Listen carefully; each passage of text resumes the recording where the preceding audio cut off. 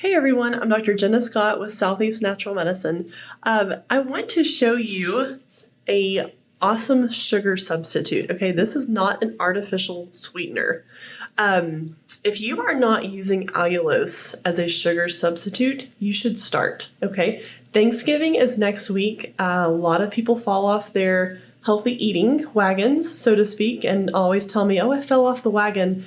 Well, this allows you to actually have the same desserts that you want, your same holiday traditions, but it's guilt-free and sugar-free. Okay, allulose is actually it's a normally occurring sugar. It's more rare than cane sugar, but again, it's allulose. It does not spike your blood sugar.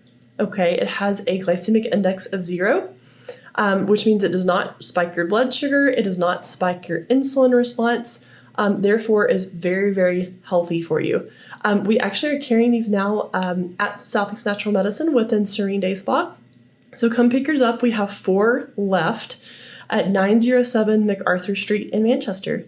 I want you guys to have a great afternoon and more than just that, a healthy, happy Thanksgiving next week.